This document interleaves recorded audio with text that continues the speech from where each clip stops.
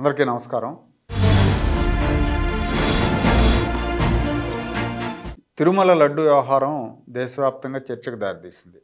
లడ్డూలో జన్ సంబంధమైన కొవ్వు కలుపుతున్నారు, లడ్డూకు వాడే నెయ్యిలో అని దేశవ్యాప్తంగా విమర్శలకు దారితీసింది. జగన్మోహన్ రెడ్డి ఆత్మరక్షణలో పడ్డాడు. యాక్చువల్గా తిరుమల తిరుపతి దేవస్థానానికి ప్రపంచంలోనే ఒక ప్రత్యేకత ఉంది, ఒక పవిత్రత ఉంది. ప్రభుత్వాలు కూడా తిరుమల విషయంలో చాలా జాగ్రత్తగా వ్యవహరిస్తుంటాయి. ఏదైనా లోపం జరిగిందంటే అక్కడ భక్తుల మనోభావాలు దెబ్బతింటాయనే భయం పాలకుల్లో ఉండేది ఒకప్పుడు. ఇప్పుడు లేదు. ముఖ్యంగా ఎన్టీ రామారావు గారు ముఖ్యమంత్రి అయినప్పుడు తిరుమలను బాగా అభివృద్ధి చేశారు ఆయన. తిరుపతి కింద తిరుపతిని, పైన తిరుమలని కూడా. అంటే వేలాది మంది యాత్రికులు రోజు వస్తుంటారు కాబట్టి దానికి తగ్గట్టుగా అన్ని మౌలిక వసతులు సమకూర్చారు. కొత్త బస్ స్టాండ్ నిర్మాణం దగ్గర నుంచి సత్రాలు నిర్మించడం వరకు కూడా. తిరుమలను వాటికన్ సిటీ స్థాయిలో డెవలప్ చేస్తామని కూడా అప్పట్లో రామారావు గారు ప్రకటించారు. ఆయన తర్వాత చంద్రబాబు నాయుడు గారు కూడా తిరుమల విషయంలో చాలా కాషియస్గా ఉండేవారు. కానీ 2004లో రాజశేఖర రెడ్డి ముఖ్యమంత్రి అయినప్పటి నుంచి పరిస్థితుల్లో మార్పు వచ్చింది. తిరుమల తిరుపతి పవిత్రతను దెబ్బతీసే అనేక సంఘటనలు అప్పటి నుంచే మొదలైనవి.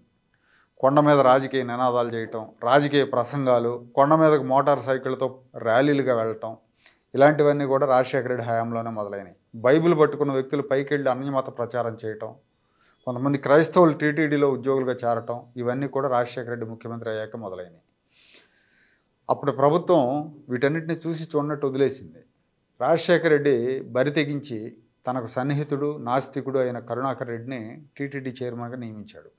యాక్చువల్గా కరుణాకర్ రెడ్డి ఎప్పుడు కూడా తిరుమల వెంకటేశ్వర స్వామి దర్శనానికి వెళ్ళి ఉన్నాడు అప్పటికైతే.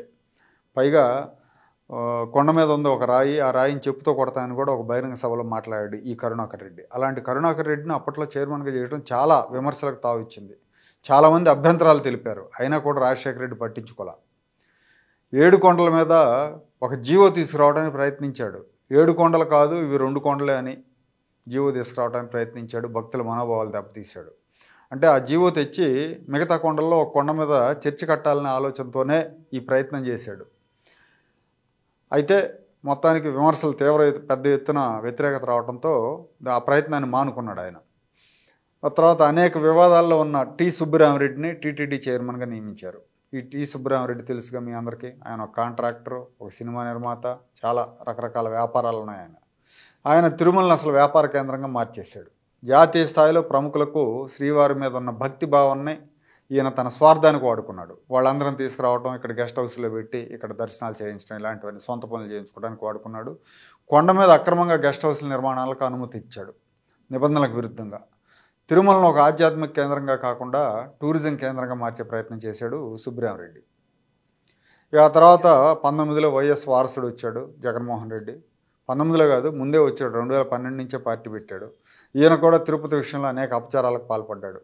తన రాజకీయ ప్రయోజనం కోసం లేని పింక్ డైమండ్ అని సృష్టించారు ఈ పార్టీ నాయకులు వీళ్ళు ప్రతిపక్షంలో ఉన్నప్పుడు.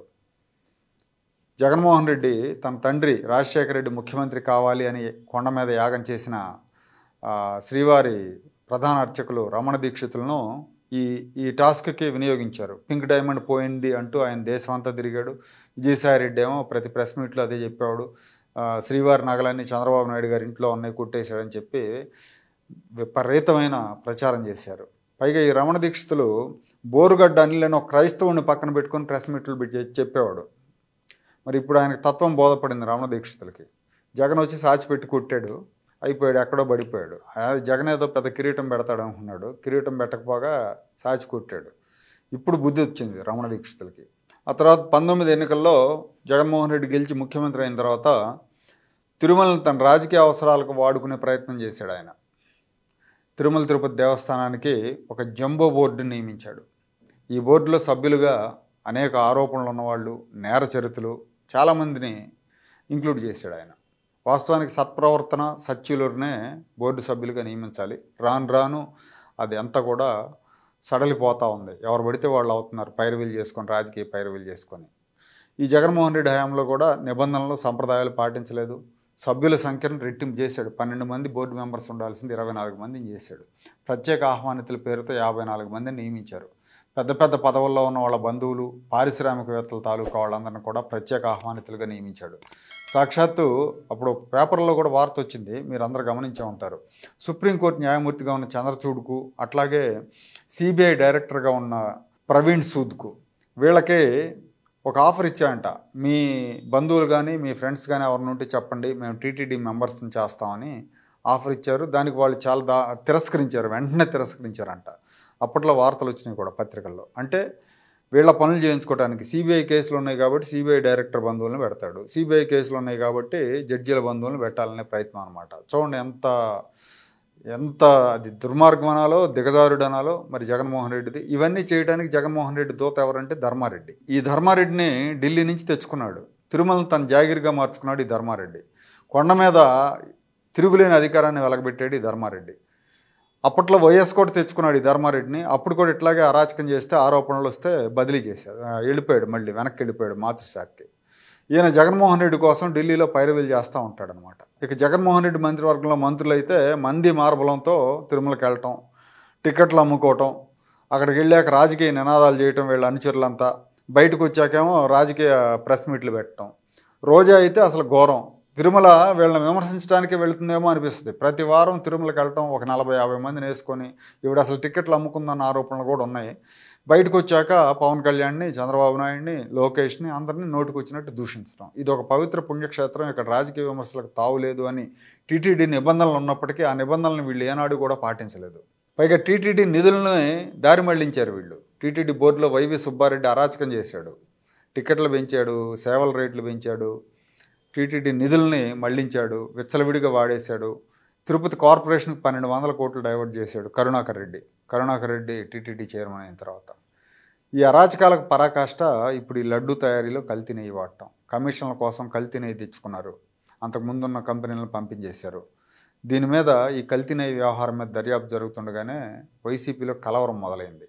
అందుకే దేవాలయ సందర్శన పేరుతో ఒక నాటకం మొదలుపెట్టాడు జగన్మోహన్ రెడ్డి. మళ్ళీ డిక్లరేషన్ ఇవ్వకుండా అడ్డుకున్నారు, నన్ను తిరుపతి వెళ్లకుండా అడ్డుకున్నారు. ఒక ముఖ్యమంత్రికి ఇలా అయితే ఒక మాజీ ముఖ్యమంత్రికి దళితుల పరిస్థితి ఏంటని మళ్ళీ దళితులను లాగాలని చూశాడు. మొత్తం హిందూ సంస్కృతి మీద విమర్శలు గుప్పించాడు. ఇదేం హిందూయిజం, ఇదేం దేశం అంటూ మాట్లాడాడు ఆయన. తాను క్రైస్తవుడని ఆయన చెప్పకనే చెప్పాడు. మరి క్రైస్తవుడు అయినప్పుడు 11 సార్లు తిరుమల వెళ్ళాను అన్నావు కదా, తిరుమలకు వెళ్ళి డిక్లరేషన్ ఇవ్వకపోవడాన్ని ఎలా చూడాలి? ఇది జగన్మోహన్ రెడ్డి అహంకారానికి ఇది నిదర్శనం అనమాట. అతను హిందూ మతస్థుడు కానప్పుడు డిక్లరేషన్ ఇవ్వాలి, దానికి ఎవరో అతీతులు కారు. కానీ జగన్మోహన్ రెడ్డి అహంకారపూరిత వైఖరితో వ్యవహరించాడు. ఇక్కడ పవిత్రమైన స్వామివారి బ్రహ్మోత్సవాల్లో పట్టు వస్త్రాలు భార్య సమేతంగా తీసుకెళ్ళి సమర్పించాలి, భార్య లేకుండా వరుసగా 5 ఏళ్ళు వెళ్ళాడు. ఏ సంప్రదాయం ఇది? ఏ సంప్రదాయాన్ని గౌరవించినట్టు జగన్మోహన్ రెడ్డి? ఇవన్నీ కూడా క్షమించలేని తప్పులు. ఇలాంటి అహంకార పనులు రేపు రాబోయే రోజుల్లో ఎవరూ చేయకుండా టీటీడీ కఠినమైన నిబంధనలు రూపొందించాలి. దీనికోసం అసలు ముందు టీటీడీ బోర్డుని ప్రక్షాళన చేయాలి ప్రభుత్వం. చంద్రబాబు నాయుడు గారు ఎట్లాగో బోర్డు వేయాలనుకుంటున్నారు కాబట్టి భక్తి భావన, సత్ప్రవర్తన కలిగిన వాళ్ళని చైర్మన్గా, సభ్యులుగా నియమించాలి. దీన్ని ఒక పదవిలాగా కాకుండా దేవుని సేవలాగా భావించే వాళ్ళకే ఈ అవకాశం ఇవ్వాలి. తిరుమల ప్రతిష్టను పెంచే విధంగా, భక్తులకు ఎలాంటి ఇబ్బందులు కలగకుండా నాణ్యమైన సేవలు అందించే విధంగా టీటీడీని ముందుకు తీసుకుపోయే వాళ్ళనే బోర్డు చైర్మన్గా, సభ్యులుగా నియమించాలి. ముఖ్యంగా వైసీపీ వాసనలు లేని వాళ్ళని నియమించాలి. వైసీపీ నేతలతో సంబంధాలు ఉన్న వాళ్ళకి అవకాశం ఇస్తే మళ్ళీ పాత కథే పునరావృతం అయ్యే ప్రమాదం ఉంది.